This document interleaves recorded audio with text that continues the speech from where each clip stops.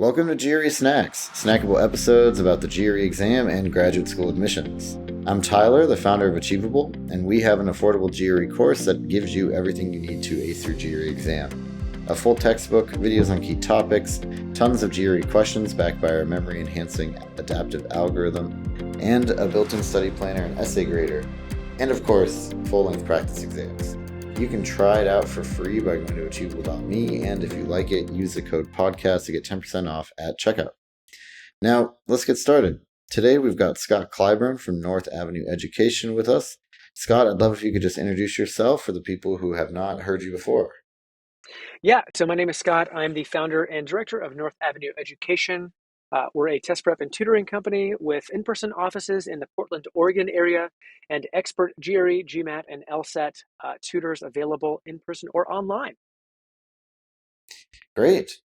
Yeah, and then one of the things you do is tutor the GRE, and one of the fun parts of the GRE is the analyze an issue essay, right? And this is the essay that survived the GRE getting cut in half.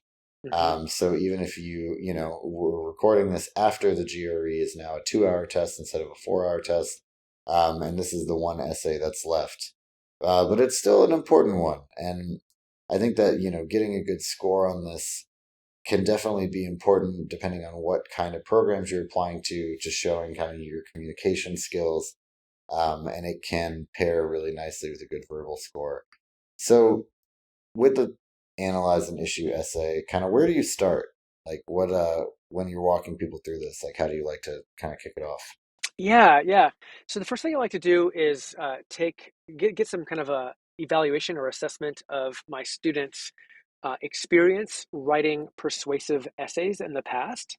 So if I have a student that's maybe coming from a humanities undergraduate degree, something like philosophy or religious studies, or even English literature, those would be fields where this kind of way of writing is very familiar and very common, and they'll be very practiced in making an argument in the way that GRE wants to see.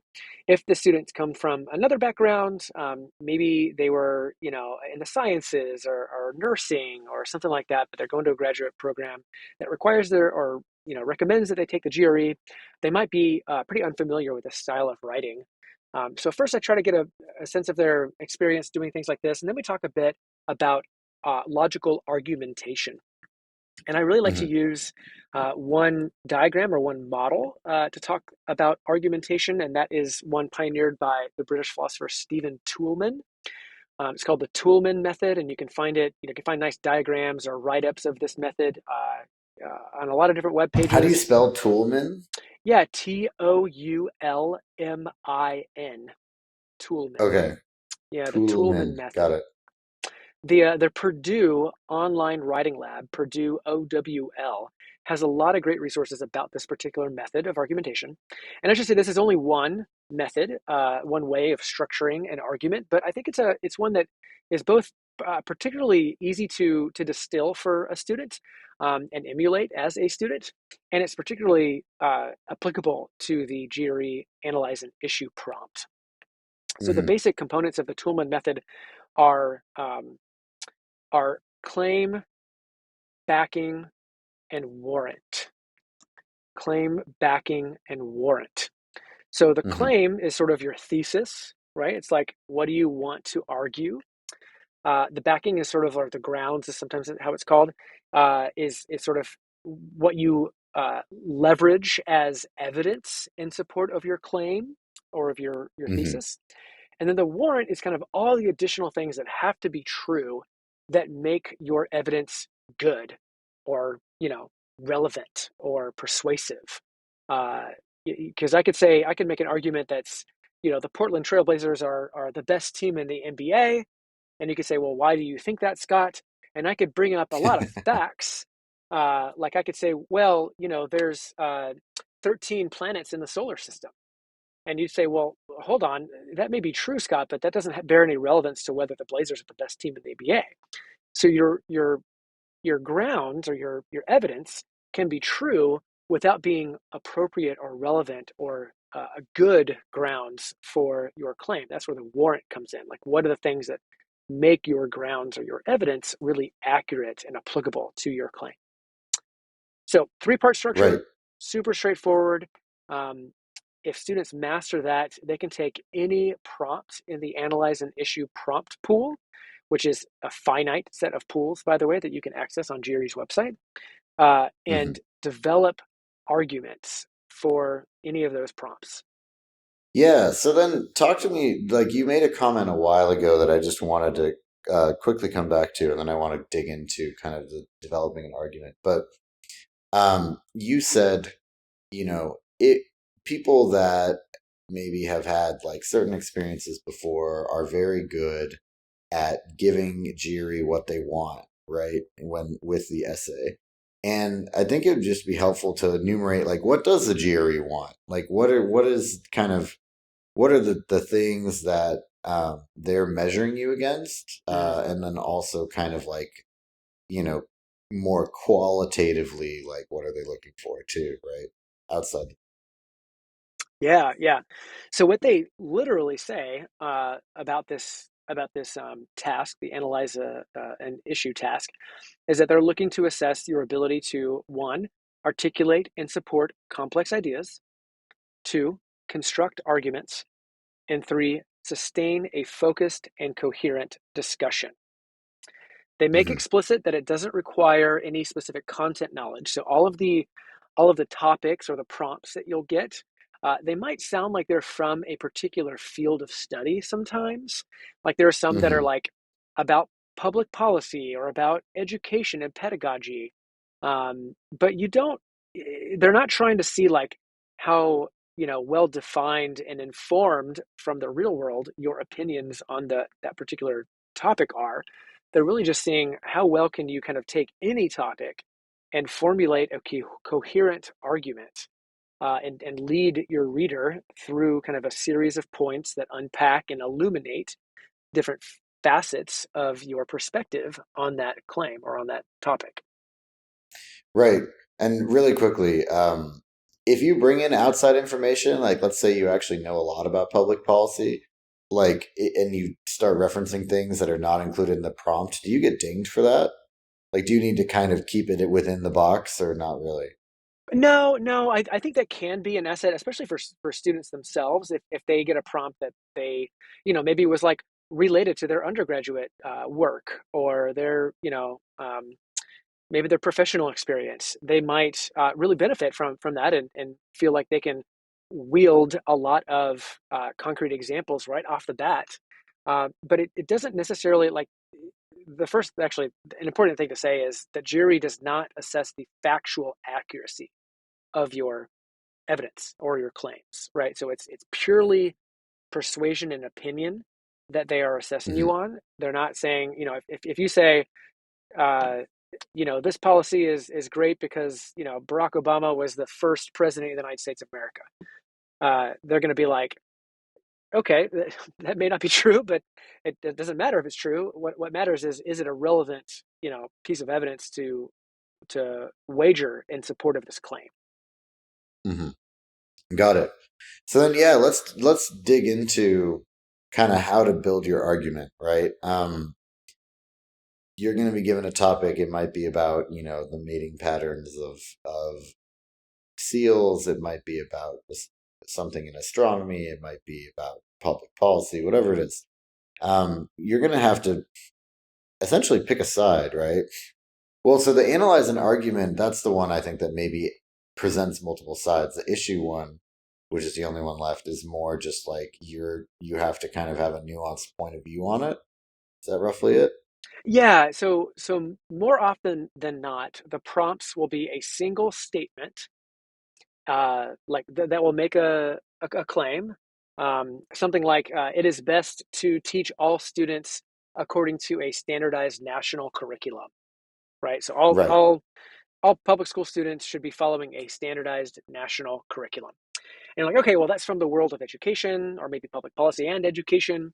Um, it doesn't really matter whether the country that I live in has a national curriculum or whether, It doesn't really matter what I ultimately think about that. All I have to do is take a stance, take a side, and argue, at least 2 points in favor of my side, and then Hmm. present at least 1 point. This is my kind of structure that I use. At least 1 point that either argues from the other direction or somehow mitigates or limits or qualifies your perspective.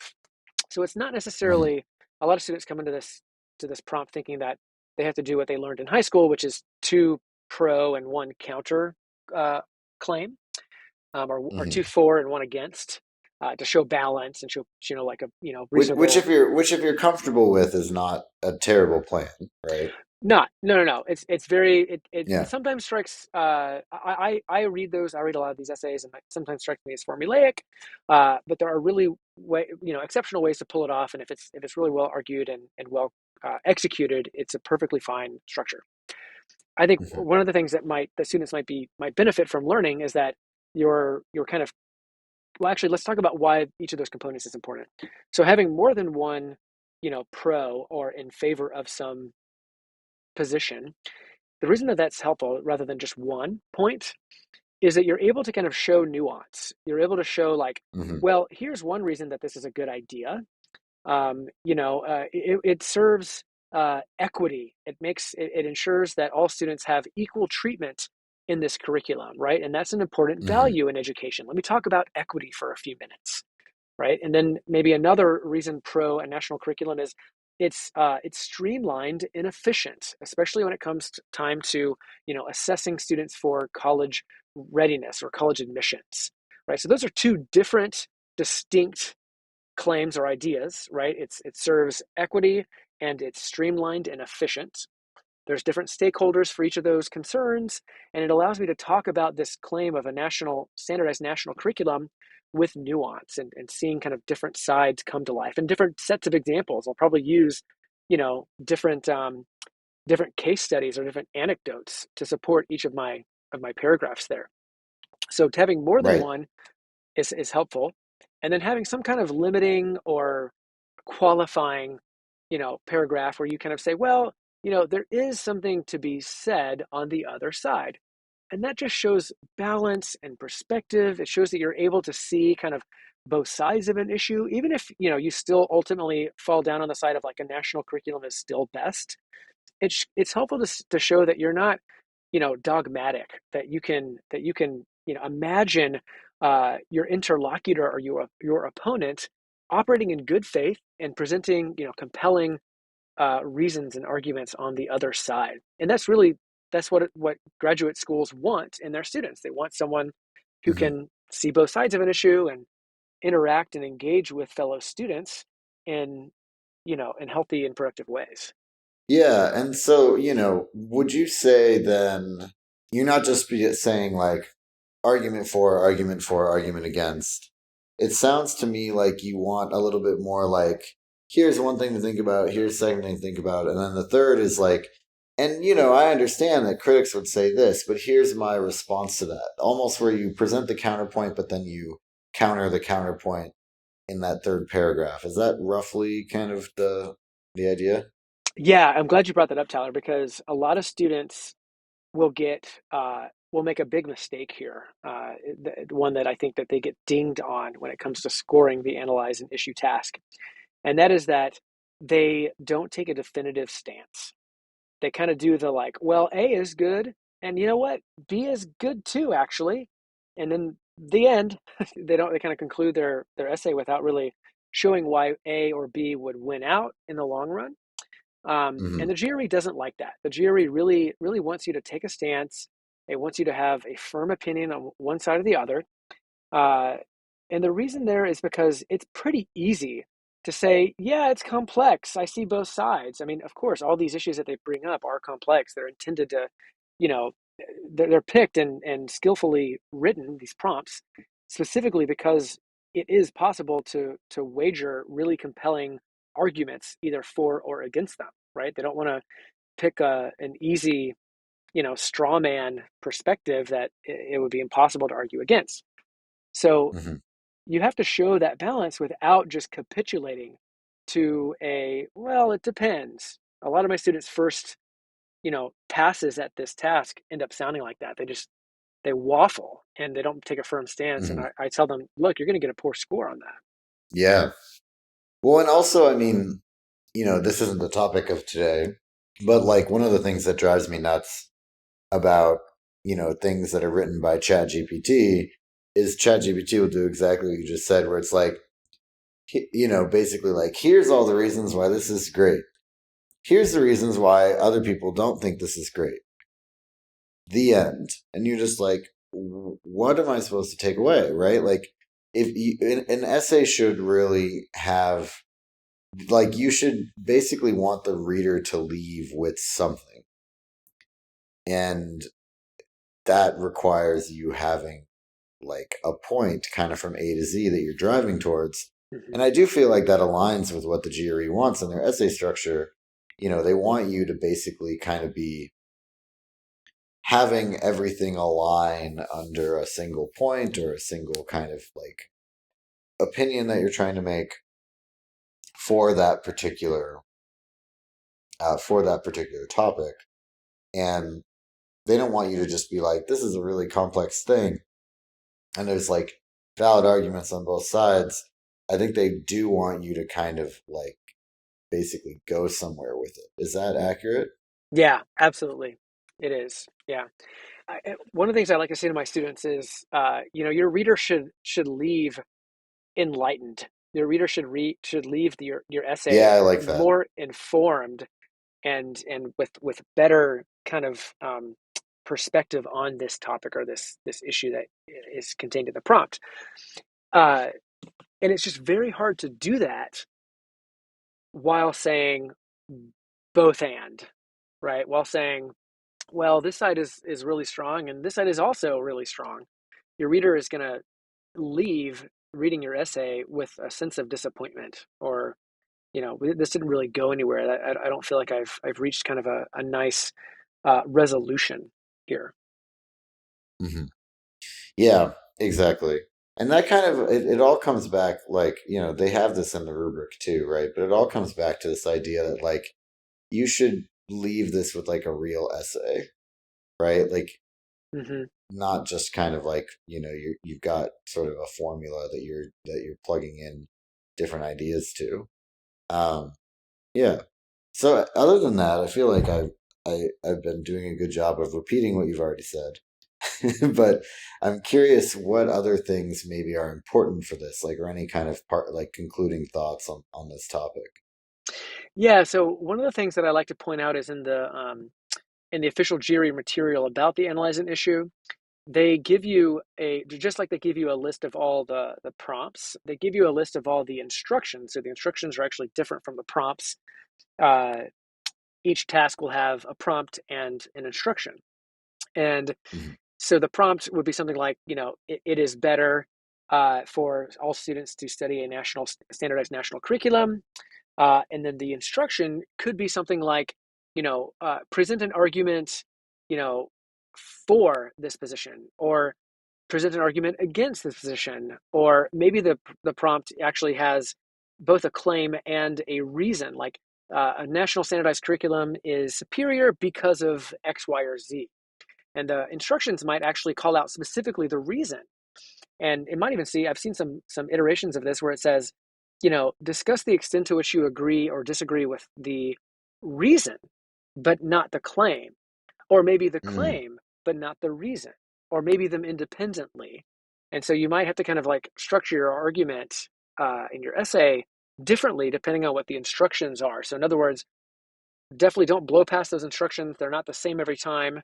They will, be grading you on how well you followed the instructions, not just addressed the prompt. So the instructions right. kind of give you your template or give you your kind of game plan.